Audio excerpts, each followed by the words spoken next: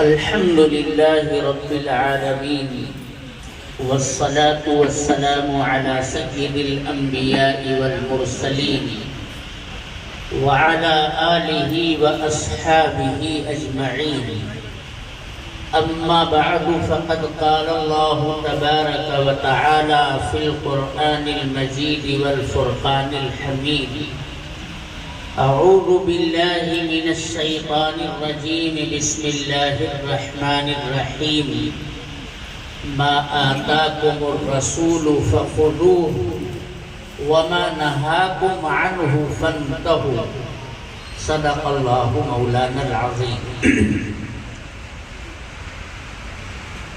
Programme میں تشریف فرما معزز علماء کرام،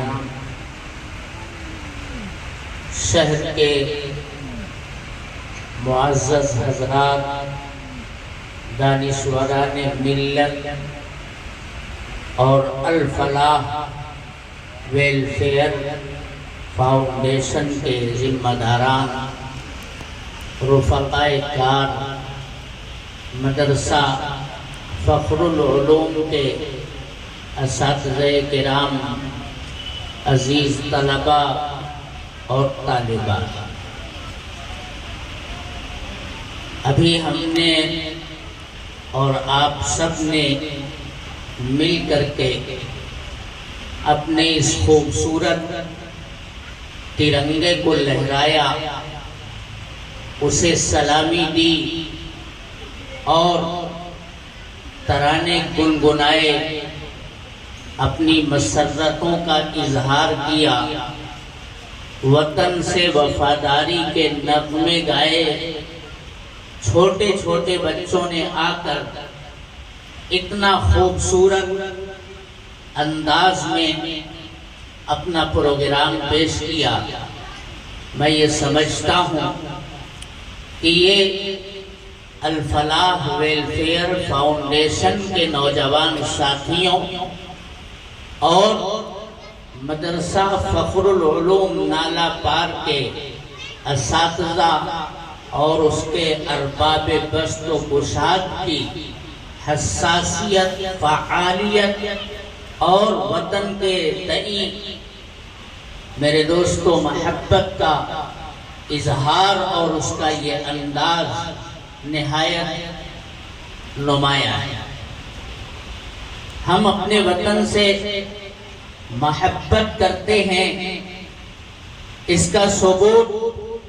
ہمیں صرف تقریری طور پر پیش نہیں کرنا ہے، بلکہ ہم اپنی داستان اس روئے زمین کے چپے چپے میں اپنی قربانیوں سے یادگار بنا چکے ہیں. یہ ملک انگریزوں نے کس سے چھینا تھا؟ مسلم حکمرانوں سے. سب سے پہلا درد اگر وطن کے چھن جانے کا کسی کے دل میں اٹھا تھا تو میرے دوستو وہ ہمارے لوگوں کے دل کا درد تھا. اور جس نے سب سے پہلے اس درد کو محسوس کیا وہی پرتگیزیوں سے یا افرنگوں سے ہر زمانے کے اندر جب تک ان کے ناپاک منصوبوں سے اس روئے زمین کو پاک نہیں کر دیا، میدان جنگ کے اندر آپ مختلف محاذ پر امت مسلمہ کو اور خاص طور پر اس کے علماء کو قیادت کرتے ہوئے پائیں گے. شروع کے دور میں جب انگریز اس روئے زمین پر آیا تھا اور ایک سازش کے تحت تجارت کے نام سے یہ نووارد مہمان آہستہ آہستہ ہماری اس سرزمین کے اوپر اس کے اسباب اور وسائل کو دیکھ کر لالچ میں پڑ گیا اور سونے کی چڑیا کہلانے والے اس ملک کو اپنے جبر و استبداد کے پنجے میں لینے کے لیے اس نے کاوشیں شروع کر دی. آیا تھا تجارت کے نام پر اور پھر آہستہ آہستہ بحری بیڑوں کے اوپر بجائے تجارتی سامان کی درآمد کے کیا درآمد کرنے لگا؟ اسلحے، آلات ضرب و حرب، اور وہاں کی سپاہ اور فوج کو ہمارے اس ملک کے اندر آہستہ آہستہ اس نے منتقل کیا. اور جب اپنی ایک طاقت بنا لی تو آپ نے سنا ہوگا نواب سراج الدولہ سے بنگال کے اندر پلاسی کے میدان میں سن 1757 میں اسی تجارتی قافلے نے اپنے غلط اور ناپاک منصوبے کی تکمیل کے لیے لوہا لیا اور شومی قسمت سے، اپنوں کی غداری سے نواب سراج الدولہ کو میرے دوستو شکست کا سامنا کرنا پڑا تھا. اور پھر ہوتے ہوتے یہی منصوبہ بند افرنگ انگریز میرے دوستو اپنی چال چلتے چلتے دکن کے اندر پہنچا. پہلے حیدر علی کو اور پھر 1799 کے اندر شیر میسور سلطان ٹیپو کو میرے دوستو اس نے شہید کر کے یہ اعلان کیا کہ اب یہ ہندوستان ہمارا ہے. اگر آپ تاریخ کی ورق گردانی کریں گے، آپ تاریخ کو پڑھیں گے، ہندوستان کے اندر جنگ آزادی میں مسلمانوں کا اور بالخصوص زعمائے ملت کا، یہاں کے بادشاہوں کا، نوابوں کا میرے دوستو کردار اور خاص طور پر علماء کا کردار، تو آپ کو یہ بتایا جائے گا، یہ بات ملے گی کہ اس روئے زمین کے اس ہندوستان کے اندر ٹیپو سلطان نے ان انگریزوں کی چال کو سب سے پہلے محسوس کیا تھا کہ یہ یکے بعد دیگرے ایک ایک صوبے پر، ایک ایک خطے پر اپنا پنجہ گاڑتے گاڑتے گاڑتے آہستہ آہستہ یہ دہلی کے لال قلعے کے اوپر اپنا یونین جیک لہرانے کی تیاری کر رہے ہیں. وہ آپ یہاں بسنے والی مذہبی اکائیوں کو ایک دوسرے کے ساتھ لڑاتے تھے، نوابوں کو، راجاؤں کو، سرمایہ داروں کو ایک دوسرے کے خلاف بھڑکاتے تھے، آگ لگاتے تھے، اور ڈیوائیڈ اینڈ رول ان کا ایک منصوبہ تھا. کوئی اپنا ہم نوا بن جاتا تھا، اسے اپنی صف میں لا کر کے کھڑا کر لیتے تھے اور اسے اپنا وفادار بنا لیتے تھے، اور وہ آدمی اپنے ہی ہم وطن کو اپنا دشمن سمجھ بیٹھتا تھا، اور ان کی عیارانہ اور مکارانہ چال کی وجہ سے اسی ملک کا باشندہ دوسرے باشندے سے دست و گریباں نظر آتا تھا. یہ صورتحال اس ملک کے اندر بن گئی تھی. ٹیپو سلطان نے اس بات کو محسوس کیا، یکے بعد دیگرے کئی جنگیں لڑی اور انگریزوں کو دھول چٹایا، شکست کھانے پر مجبور کیا. لیکن وہاں پر بھی سن 1757 میں جس سلطان ٹیپو نے یہ عزم کیا تھا کہ غلامی اور محکومی کی زندگی گزارنے سے مر جانا بہتر ہے، اور پھر اس کا وہ مشہور مقولہ آج تک میرے دوستو ساری دنیا کے اندر ضرب المثل بنا ہوا ہے کہ شیر کی ایک دن کی زندگی گیدڑ کی 100 سالہ زندگی سے بہتر ہے. یہ کہتے ہوئے سرفروشانہ انداز میں انگریزوں سے لڑتے لڑتے جام شہادت سلطان ٹیپو نے نوش کر لیا تھا۔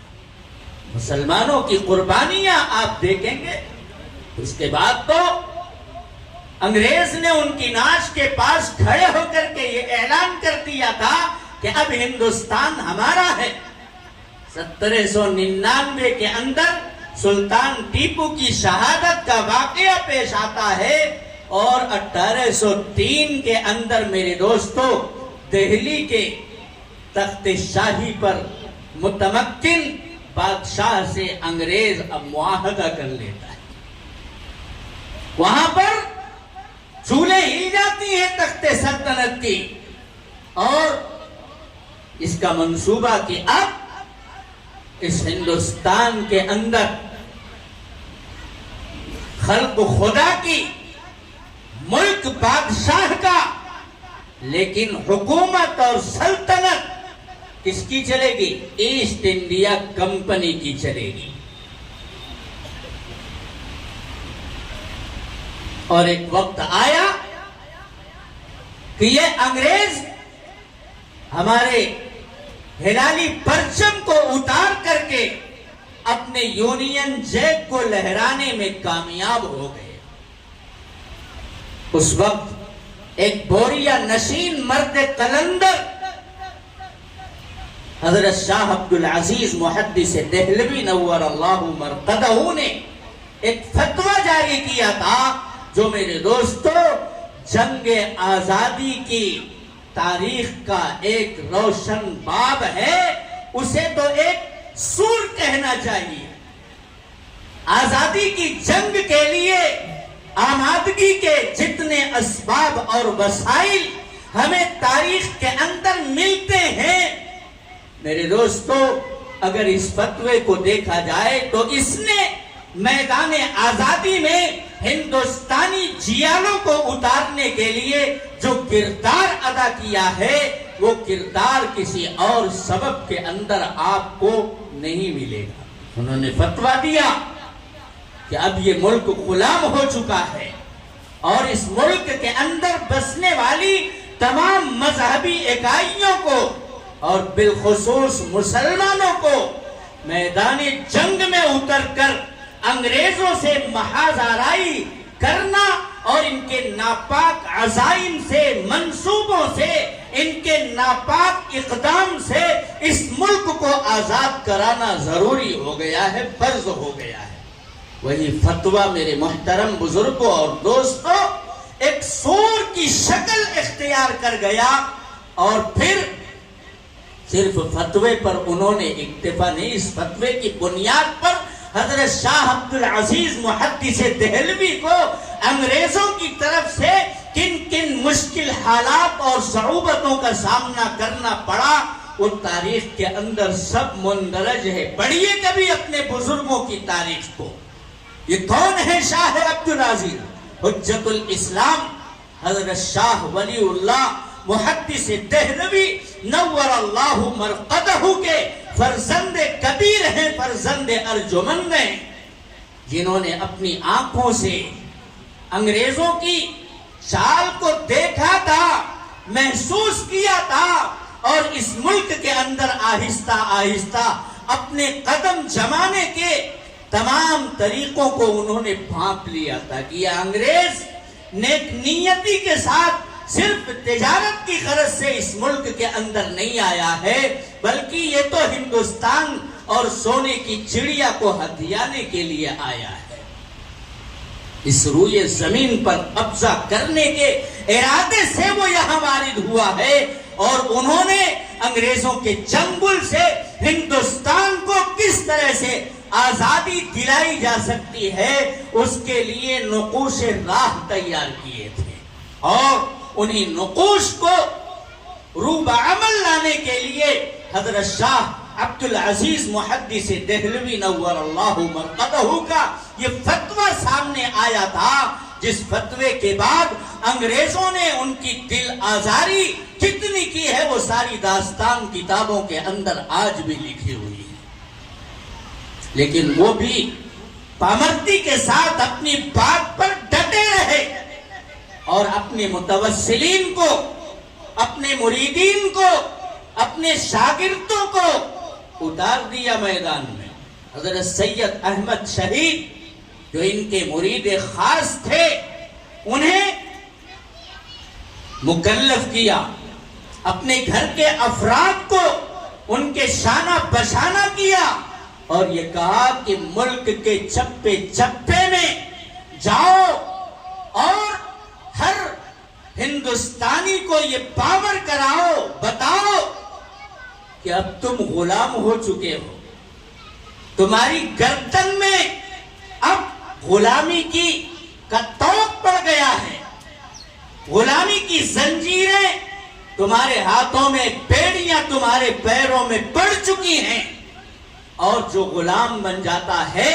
وہ اپنے منشا اور اپنی مرضی کا مالک نہیں رہ جاتا ہے، اسے تو اپنے آقا کے چشم و ابرو کے اشارے پر رقص کرنا پڑتا ہے، ناچنا پڑتا ہے، اس کے حکم کی تعمیل کرنی پڑتی ہے. تو اب تم غلام ہو چکے ہو. انگریزوں نے اپنا یونین لہرانے کا منصوبہ بنا لیا ہے، یہ اعلان کر دیا ہے خلق خدا کی، ملک بادشاہ کا، لیکن آرڈر اور پاور یہ ایسٹ انڈیا کمپنی کا رہے گا. اب تم غلام ہو چکے ہو، آزادی کی نعمت تم سے چھن گئی ہے، آزادانہ ماحول تمہارے لیے روک دیا گیا ہے. بظاہر تو تم آزاد ہو لیکن غلامی کا توق غیر محسوس طریقے پر تمہاری گردنوں کے اندر آ چکا ہے. لہذا اس ملک کو ان کے ناپاک عزائم سے، اقدام سے اب آزاد کرانا تمام ہندوستانیوں کا فرض بن چکا ہے. حضرت سید احمد شہید، حضرت مفتی محمد اسماعیل شہید، ان بزرگوں نے ملک کے چھپے چھپے میں دورہ کیا اور یہ بات لوگوں کے کانوں تک پہنچائی، گھر گھر دستک دیا، قریہ بقریہ، شہر بشہر ملتے گئے، لوگوں کو جگاتے گئے. میرے دوستو، لیکن انگریز بھی اپنا کام مسلسل کرتا رہا. یہی سید احمد شہید، شاہ اسماعیل شہید سن 1830-31 کے اندر بالا کوٹ کی پہاڑیوں کے دامن میں انگریزوں سے لوہا لیتے ہوئے شہید ہو گئے. لیکن بچا کچا آزادی کے حاملین کا یہ قافلہ اس آزادی کی جنگ میں میرے محترم بزرگوں اور دوستوں اپنا کردار ادا کرتا رہا. سرحدی علاقوں میں، مختلف گوشوں میں انگریزوں کو للکارنے کے لیے ہمیشہ کوئی نہ کوئی ٹیم اور کوئی نہ کوئی جماعت ان کے سامنے کھڑی نظر آتی تھی. اس لیے انگریزوں نے تو یہاں تک منصوبہ بنا لیا کہ اگر سرزمین بھارت کے اوپر اپنے قدم کو مضبوطی کے ساتھ جمانا ہے اور اپنی سلطنت کو ہمیشہ ہمیش کے لیے فروغ دینا ہے تو پھر ان کے دل اور دماغ کو بھی خریدنا پڑے گا، اسے بھی موڑنا پڑے گا، اور ہندوستان میں بسنے والی تمام مذہبی اکائیوں کو نصرانیت اور عیسائیت کے رنگ میں رنگنا پڑے گا،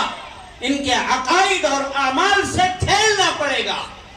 لارڈ میکالے کی آمد کے بعد اس نے یہی سارا کام میرے دوستو برطانیہ سے اجازت، وہاں کی ملکہ سے اجازت لے کر کے یہ کام شروع کیا. پادری بلائے گئے، اب بحری پیڑوں کے اوپر آلات حرب و ضرب اور اس ہندوستان کے اندر بسنے والے لوگوں کے دل اور دماغ کو خراب کرنے والی ٹیمیں میرے محترم بزرگوں اور دوستوں اس ملک میں درآمد کی جانے لگی، اور وہ بھی ملک کے کونے کونے میں پھیلا دی گئی. وہ خدمتوں کا سینٹر کھولتے تھے، وہ تعلیم کے لیے درسگاہیں قائم کرتے تھے، اور لوگوں کے دل اور دماغ کو خراب کرنے کے لیے برسر بازار میرے دوستوں اسٹیج سجاتے تھے. عیسائیت کی تبلیغ کرتے تھے، اسلام اور مذہب اسلام کو میرے دوستوں نشانہ بناتے تھے، جناب محمد الرسول اللہ صلی اللہ علیہ وسلم کی شان میں گستاخیاں کرتے تھے۔ ان کا حوصلہ اتنا بڑھ گیا تھا اور یہاں کا بسنے والا مسلمان تو کہ غلامی پہننے کے بعد اتنا بزدل ہو چکا تھا کہ دہلی کی جامع مسجد کی سیڑھیوں پر میرے دوستو عیسائی پادری